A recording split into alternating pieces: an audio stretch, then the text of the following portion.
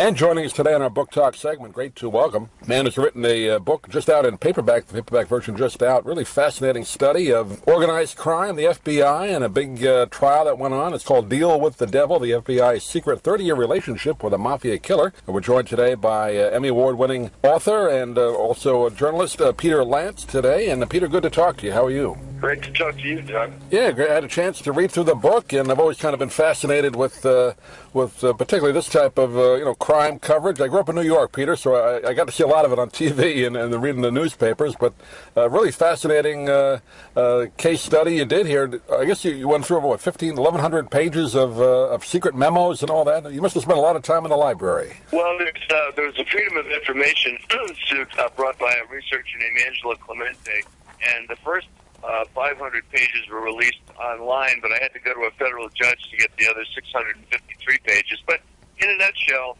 this is kind of the Whitey Bulger story on steroids. Gregory Scarpa Sr. was a major captain in the Colombo crime family who really only did 30 days and more than 40 years of murder and mayhem, thanks to his status as a top echelon informant to the FBI. In fact, our Lindley DeVecchio, his last contacting agent, lived, or at least as far as I know, still lives in Sarasota, Florida. So is that right? There should be people in your neck of the woods that understand that he's on the cover of the book along with Scarpa, so it should be of particular relevance to your audience.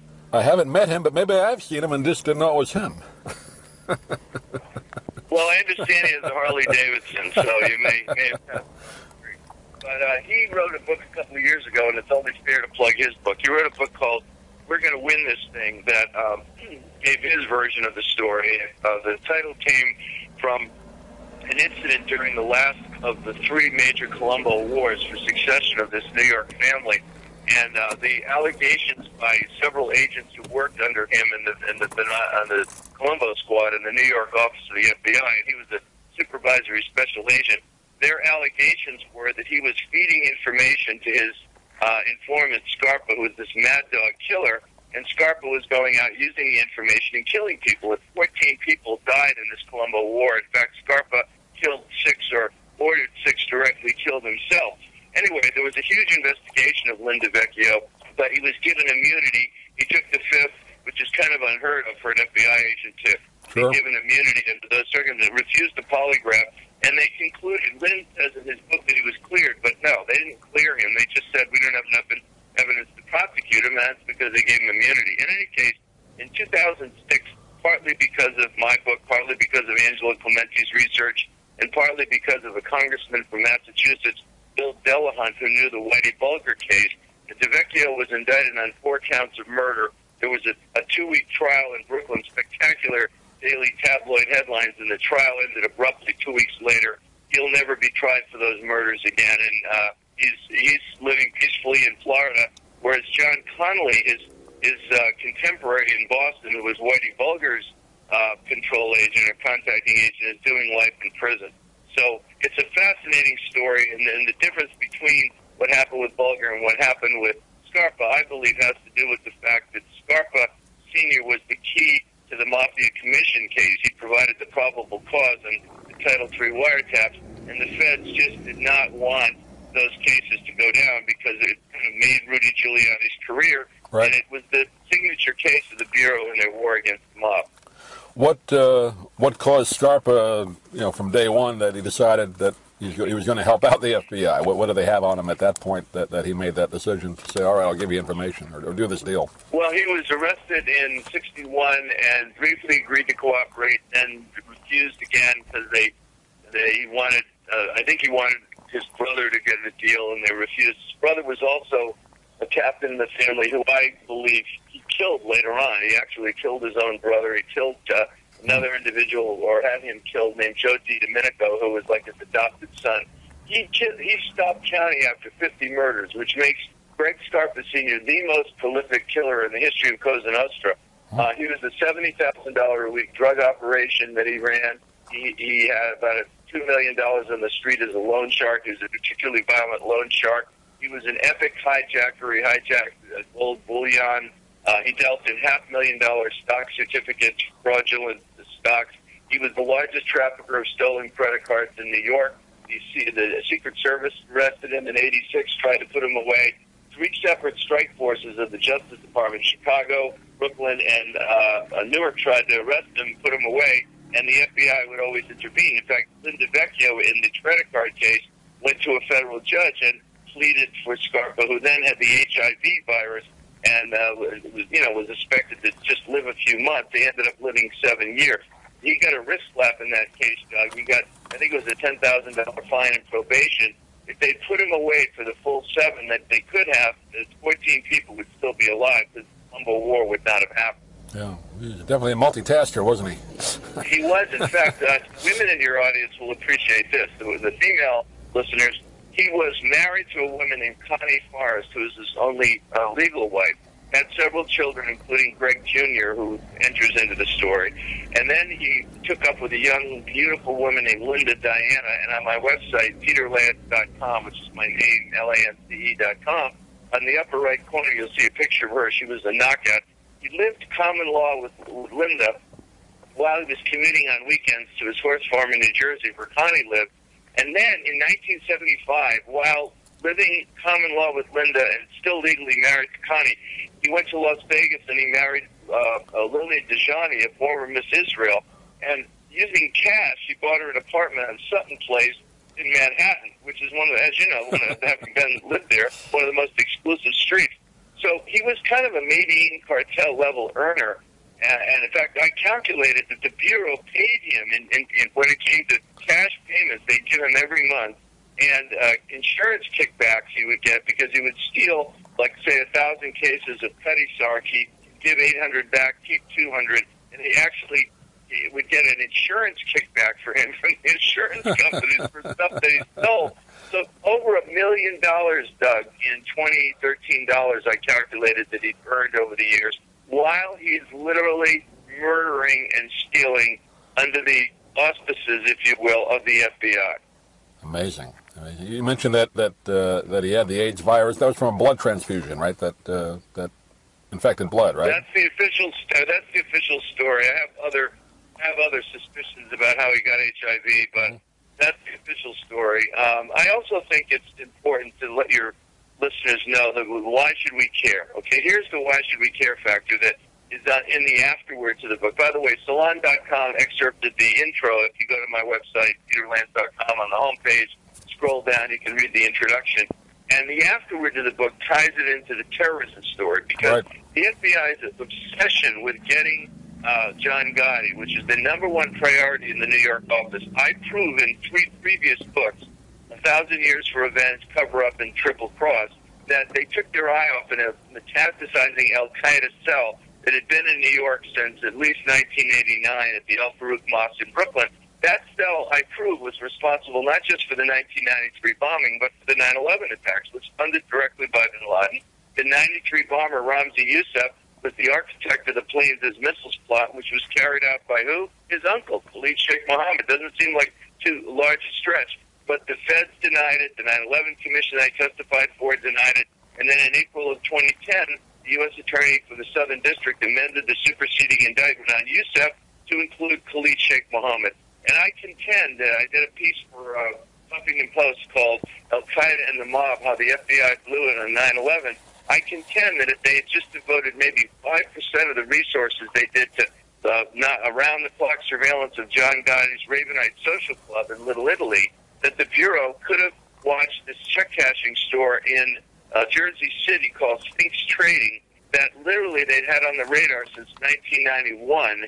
If they had watched that, 2 of the 9/11 hijackers got their fake IDs there in the summer of 2011. If they connected all the dots in their arsenal of intelligence on Al-Qaeda, including the bin Laden squad in the New York office of the Bureau, they could have stopped the 9/11 attacks. That's my contention. Yeah, well, we had that down here in our area, Peter, Venice, that little airport where those pilots learned how to. They didn't learn how to land a plane. They just wanted to learn how to take it off and fly it, which I thought. And they told the training school that just teach us how to take off and fly a plane. But nobody raised a red flag on that at that time. Well, let me tell you, one red flag that was raised in Minneapolis, and that's by Harry Sammet, who was a heroic FBI agent who had been a former F-14 pilot. Now, Harry Sammet was the one that wanted to try and get a FISA warrant on Zacharias Moussaoui, the alleged 20th hijacker who said he was going to fly a plane into the White House. Well, and you know, this guy was repeatedly thwarted by FBI brass in Washington. During Moussaoui's trial, Harry Samet said on the stand under oath, he accused his own bosses in the FBI of criminal negligence. That's not me talking. That's a veteran FBI agent. So, you know, I don't write these books to trash the Bureau. I write these books so that the Bureau will become the agency people expect it to be. In their logo, it says fidelity, bravery, and integrity. Mm-hmm. And the Bureau, the problem with integrity, and there are a lot of brave agents and there are a lot of loyal agents, the problem with the integrity factor is when you read a story like Deal with the Devil, and you understand that the toxicity, the poison of J. Edgar Hoover still remains in the FBI, the unwillingness to admit fault, the unwillingness to improve the system, the fear that agents have over their careers that they're going to be punished by what they call management, the senior officials, that like Linda Vecchio, he was a supervisor, and the fear that agents under him had that if they came forward, their careers would be ruined. You know, that is what keeps the FBI from being the great institution it should be. Yeah, and you also have a good part of the book, the story about the two policemen, right, that were put on trial for being bad cops, right? It was also part of the story. Yeah, well, Joe Simone, very, very, you must have read the book. You're the rare interviewer. I did. I read it. Wow, good for you. Well, Joe Simone was this amazing cop. He was an NYPD veteran cop. He was Italian-American. He knew the wise guys. And a lot of these guys that come to New York, like Linda Vecchio. Linda Vecchio was from Fresno, California. And I'm a mezzo abruzzese, okay? I'm half Italian. I can say with authority, Linda Vecchio was a white-bread Italian. He was a wonder-bread Italian, okay? He grew up around the world. Father was an officer in the Army. He lived in Bermuda, Rome. He played the violin when he was a kid. He had zero street smarts when he came to New York. In fact, he bragged in his book about how he had to put on the costume of a wise guy and walk the walk and talk the talk.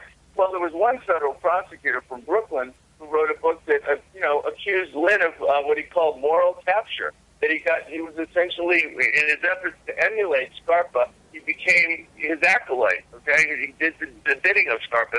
That's a former federal prosecutor made that allegation in one of his books, his memoir. Anyway, so they come to New York, and they just don't, the mob guys, the street mob guys in New York have such extraordinary street smarts that they, basically eat their lunch. So this guy, Joe Simone, worked on a task force with the FBI in 26 Federal Plaza, and he and his partner, Maggiore, were another Italian-American, were responsible for more than half the arrests in the Third Colombo War. They would just literally go and grab these guys in the street, and they had guns, they'd arrest them.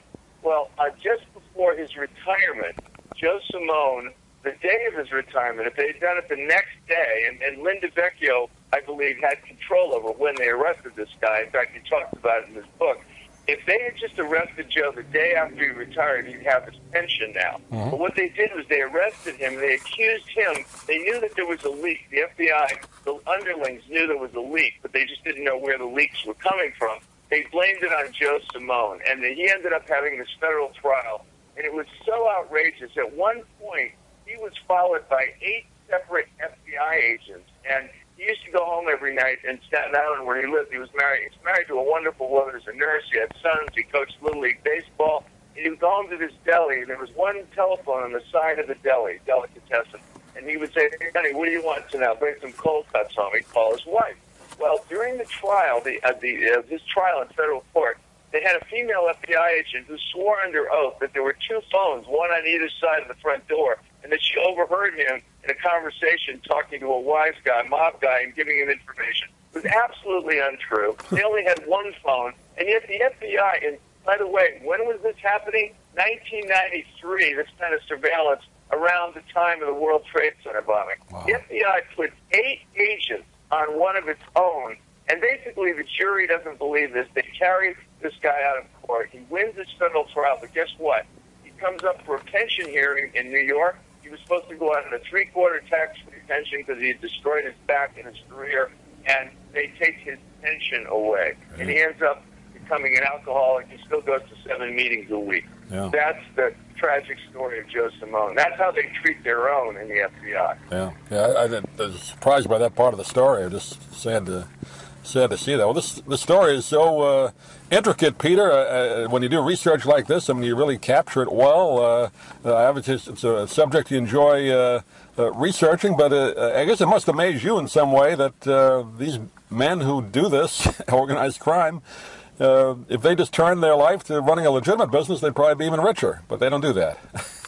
That's really a brilliant observation. I've said that in several interviews, that if Scarpa Sr., I think what makes Deal with the Devil a great read for your listeners, a great summer book, is that it's like a Shakespearean drama. Because Scarpa was himself a genius. He was absolutely highly gifted, and if he had turned his talents to legitimate ends, he would have been the CEO of a major corporation. I mean, he played everybody. He manipulated people like Linda Vecchio and Tony Villano, his previous contacting agent. He manipulated the FBI brass. He was constantly pleading poverty. This guy carried a choke roll of $5,000 with him at all times, and he was constantly, and it's really comical to read the FBI memos going to Washington. Oh, he's so broke. He needs money. He's having financial troubles. And this guy was a Medellin cartel level earner. He was a multi-millionaire. And to see him, and also how he manipulated the wise guys around him by either murder or indictment, by getting, through FBI intelligence, getting the guys around him indicted. He eliminated everybody in the family above him, including Carmine Persico, who was the boss, who was doing life in Lompoc Federal Penitentiary. And he was poised, Scarpa was poised to take over the family, which is why there was this third war, 14 people dead. But I document in the book, on Linda Vecchio's watch, from 1980 to 1992, when Scarpa basically stopped his killing spree, 26 separate murders, either directly committed by Scarpa or ordered by Scarpa. Wow. Then you have to ask yourself, well, was Lynn clueless? Was Linda Vecchio just this hapless, empty suit? No, he was one of the top agents in New York. He was known among some as Mr. Organized Crime. He taught informant development at Quantico. He ran 2 squads in the New York office. He was the supervising agent for Rudy Giuliani on the Mafia Commission case, the case agent. So how is it that 26 people die on his watch and he doesn't seem to notice? The Attorney General has guidelines on how to regulate confidential informants, and they're very strict. They allow only the commission of felonies that are nonviolent to maintain the CI, if you will, that confidential informants cover, right? Because you got to pretend you're still a criminal, right, if you're ratting out to the FBI. And murder is completely forbidden. So how did 26 deaths happen on Lynn's watch without alarm bells going off? And I believe, my personal opinion is that the FBI used him intentionally as an agent provocateur, as a kind of a dog to go in to clean out the rats, if you will, Yeah. And but they didn't realize that he was going to get the benefit of the deal with the devil. Well, it's a fascinating read, and it's called The Deal with the Devil, the FBI's secret 30-year relationship with a mafia killer. Peter Lance has been our guest. And Peter, I know you mentioned before, give out the website again. People get a hold of the book, and you have extra information as well available on the website, right? Absolutely. The website is my name, www.peterlance.com. And people can not only order the book in paperback everywhere, Amazon, Barnes & Noble, everywhere, but also, if they're interested in a signed first edition, they can order. I'll do a personalized signed first edition. Maybe Linda Vecchio will listen to this interview and contact my website. I'll be happy to send them. In fact, Lynn, I'll do it for free. I'll send you a free one. Send me your address down in Sarasota, and anyway, it is. I have to say this. There are 3 great, I would say, the triple crown of great mafia stories that have been put on film. Godfather 1 and 2 is number 1. The Nick Pileggi's 2 great movies, Goodfellas and Casino, right, collaborations with Scorsese, and the 7th season of The Sopranos, I would say, is the third leg of the triple crown. And as a writer, I also write screenplays. You say, can anybody ever come up with a mafia story that we haven't seen before? This is it. While I was reading this book, I'd be alone at 3 in the morning. I'd be working. I'd find some revelation, and I'd go, "Oh my God, I cannot believe this." Every time I thought I hit the bottom, the trap door would open, and I'd go deeper and deeper. So it's that kind of a read. And anybody that reads the introduction at peterlance.com from Salon I think will not be able to put the book down. Great. Peter, appreciate you taking a few minutes today, and please keep in touch. I know you have something in the works, but we'll have you on next time. The next book is out. Thanks for joining us today.